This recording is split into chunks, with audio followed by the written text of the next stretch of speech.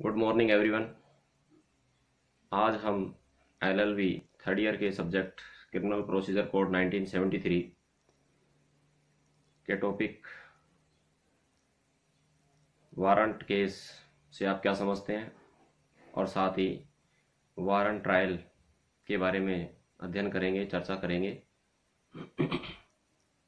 Students, प्रकृति और प्रक्रिया की दृष्टि से आपराधिक मामलों को दो भागों में बांटा गया है मुख्यतः, जिसमें सम्मन और वारंट मामले प्रमुखतः हैं, जिसे हम सामान्य और गंभीर मामलों के नाम से भी जान सकते हैं। सम्मन मामला सामान्य प्रकृति का होता है, जिसे दंड प्रक्रिया संहिता 1973 की धारा 2 के खंड डब्लू में परिभाषित किया गया है। इसके अंतर्गत स्पष्ट किया है कि सम्मन मामला वह मामला है जो वारंट मामला नहीं है, अर्थात वारंट मामलों को छोड़कर शेष सभी सम्मन मामले के अंतर्गत आते हैं। लेकिन ये परिभाषा पढ़कर कुछ स्टूडेंट समझ नहीं पाए, क्लियर नहीं हो पाया। इसलिए सरल शब्दों में कहें तो ऐसा मामला जो अधिकतम 2 वर्ष के कारावास या जुर्माना या दोनों से दंडित है किया जा सकता है, उसके अंतर्गत वह सम्मन मामले के अंतर्गत आता है। अब वारंट मामले की, गंभीर मामले की चर्चा करें तो वारंट मामले के बारे में संहिता की धारा 2 के खंड एक्स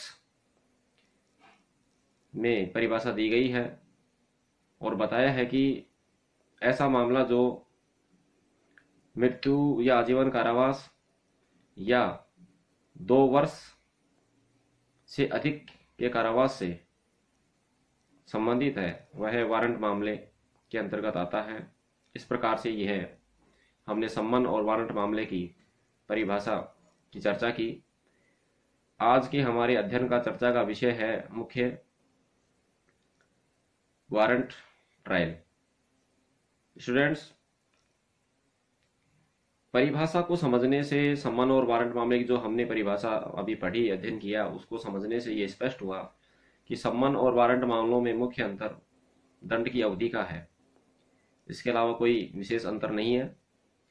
इस प्रकार से ट्रायल में भी देखें तो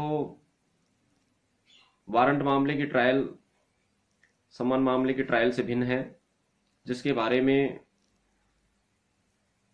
इस संहिता की धारा 238 से 250 में वारंट ट्रायल के बारे में बताया गया है। अब ट्रायल की बात करें तो विचारण की दृष्टि से भी वारंट मामलों की प्रक्रिया को 2 भागों में बांटा गया है, जिसमें नंबर 1 है पुलिस रिपोर्ट पर संस्थित वारंट मामले के विचारण की प्रक्रिया, और नंबर 2 है पुलिस रिपोर्ट से भिन्न आधार पर या अन्य आधार पर संस्थित वारंट मामले के विचारण की प्रक्रिया। आज हम पुलिस रिपोर्ट पर संस्थित वारंट मामलों में विचारण की प्रक्रिया की बात करेंगे, जिसके बारे में इस संहिता की धारा 238 से 243 तक में उल्लेख किया गया है।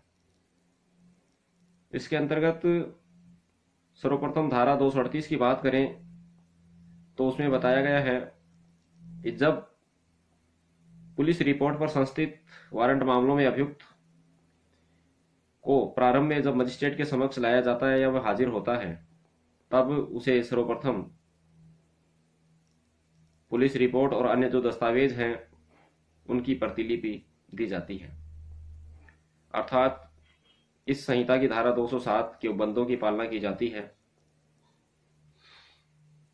पालना इसलिए की जाती है ताकि अभियुक्त को यह मालूम हो जाए कि उसके विरुद्ध किन किन अपराधों का आरोप है, ताकि वह अपनी प्रतिरक्षा के उपाय कर सके और अपने बचाव में जो भी कथन दस्तावेज हैं वो पेश कर सकें, जिसे हम प्रचलित भाषा में चालान या चार्जशीट या आरोप पत्र की नकल के नाम से भी जानते हैं। इसके बाद में जब अभियुक्त को पुलिस रिपोर्ट या अन्य दस्तावेजों की प्रतिलिपि दे दी जाती है तो उसके पश्चात मजिस्ट्रेट ऐसी रिपोर्ट और ऐसे दस्तावेजों में तो विचार करता है, आवश्यक होने पर अभियुक्त की परीक्षा भी करता है और अभियोजन और अभियुक्त को सुनवाई का अवसर देता है, जिसे प्रचलित भाषा में, अदालत की भाषा में बहस चार्ज भी कहते हैं। और इन सब के पश्चात यदि मजिस्ट्रेट यह पाता है कि अभियुक्त के विरुद्ध अपराध के जो आरोप लगाए हैं वे निराधार हैं, तो वह अपने कारण लेखबद्ध करते हुए उसे डिस्चार्ज कर देगा, उन्मोचित कर देगा। इसका मुख्य उद्देश्य यह है कि अभियुक्त के विरुद्ध प्रथम दृष्टया मामला बनता है या नहीं। मामला नहीं बना, उसको डिस्चार्ज कर दिया, उन्मोचित कर दिया। ये कई बार प्रतियोगी परीक्षा में प्रश्न पूछा जाता है कि अभियुक्त को आरोप विरचित करने से पहले अभियुक्त को आरोप विरचित करने से पहले जब न्यायालय छोड़ता है तो उसे क्या कहते हैं? उसे डिस्चार्ज करना कहते हैं, उन्मोचित करना कहा जाता है उसको। इसके पश्चात यदि मजिस्ट्रेट ये पाता है कि अभियुक्त के विरुद्ध ऐसे सबूत या साक्ष्य जो भी रिपोर्ट, पुलिस रिपोर्ट के साथ में आए हैं, जो दस्तावेज आए, उनके आधार पर यह स्पष्ट हो गया कि अभियुक्त ने कुछ अपराध किया है और उसका विचारण करने के लिए वह न्यायालय सक्षम है और उसकी राय में अभियुक्त को पर्याप्त रूप से दंड दिया जाना चाहिए, तब वह अभियुक्त को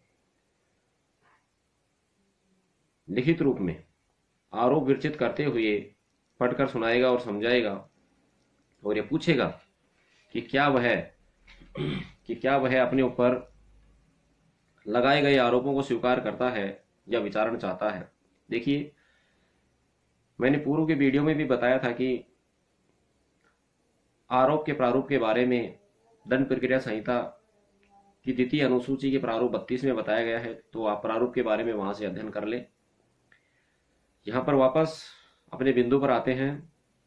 जब न्यायालय लिखित रूप में आरोप विरचित करते हुए अभियुक्त को पढ़कर सुनाता है और समझाता है और ये पूछता है कि क्या वह उसके ऊपर लगाए गए आरोपों को स्वीकार करता है या विचारण चाहता है, तो देखिए स्टूडेंट्स, मोस्टली अभियुक्त यही कहते हैं कि उसके खिलाफ जो भी आरोप लगाए हैं वो सभी गलत लगाए, झूठे लगाए, निराधार लगाए, उसने ऐसा कोई अपराध नहीं किया, इसलिए वह विचारण चाहता है। तो इस स्टेज पे न्यायालय को मात्र यह देखना होता है कि अभियुक्त के विरुद्ध प्रथम दृष्टया मामला बनता है या नहीं और उसे आरोप सुनाए जाने के पर्याप्त आधार विद्यमान है या नहीं।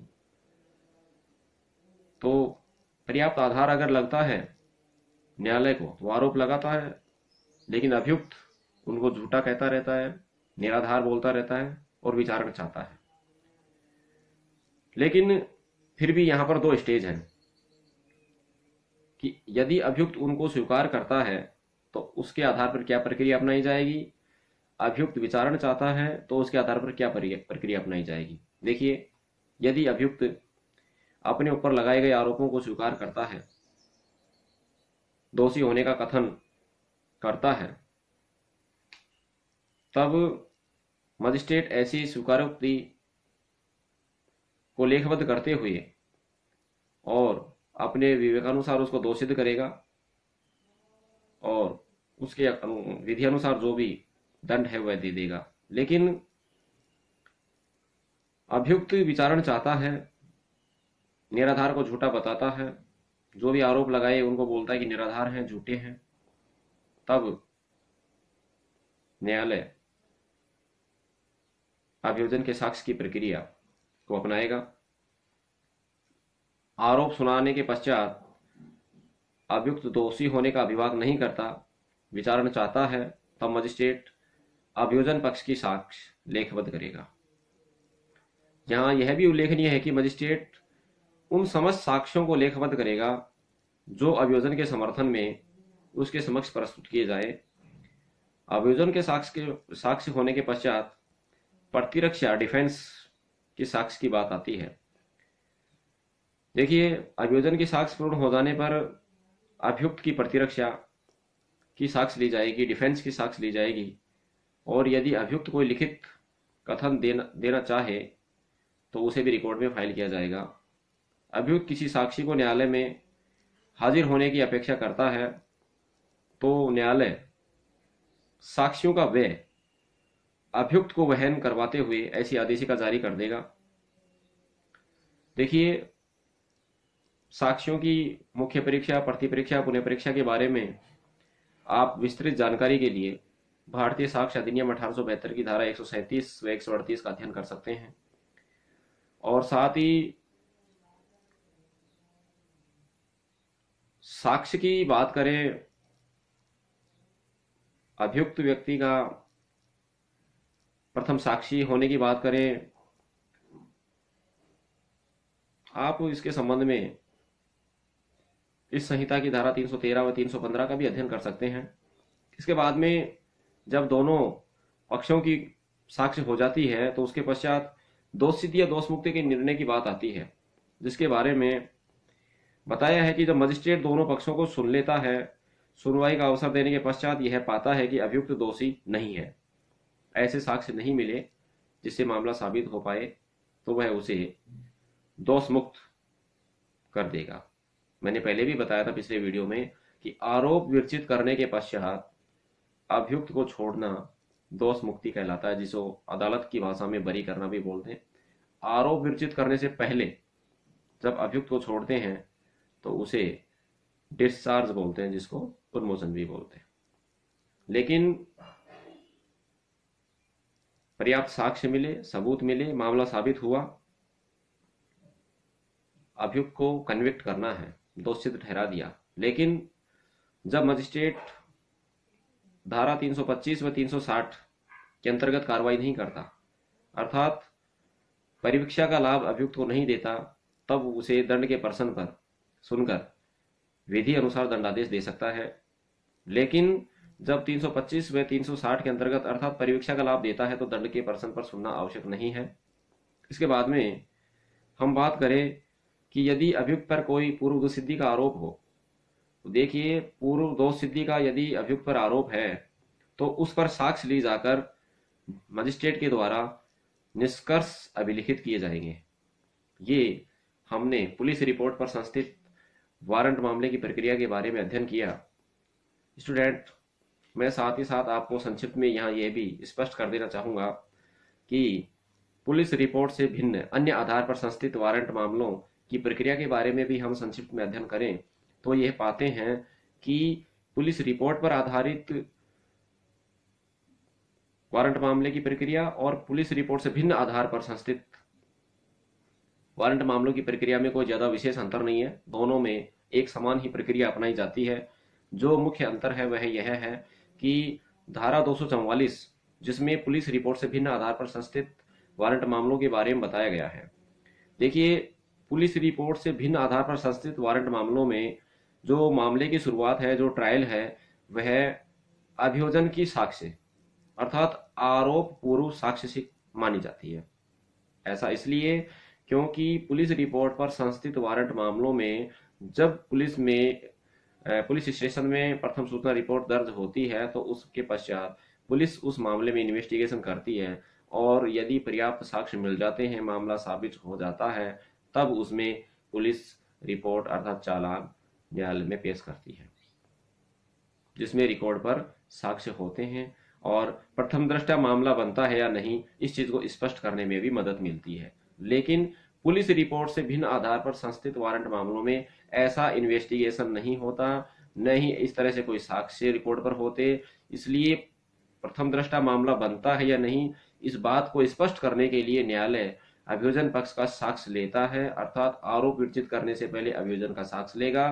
फिर यदि मामला बना तो आरोप विरचित करेगा, यदि मामला नहीं बना तो अभियुक्त को डिस्चार्ज कर देगा। यही एक मुख्य अंतर है। बाकी दोनों मामलों में अर्थात पुलिस रिपोर्ट पर संस्थित वारंट मामलों में और पुलिस रिपोर्ट से भिन्न आधार पर संस्थित वारंट मामलों में एक जैसी प्रक्रिया अपनाई जाती है, कोई ज्यादा विशेष अंतर इनमें नहीं है।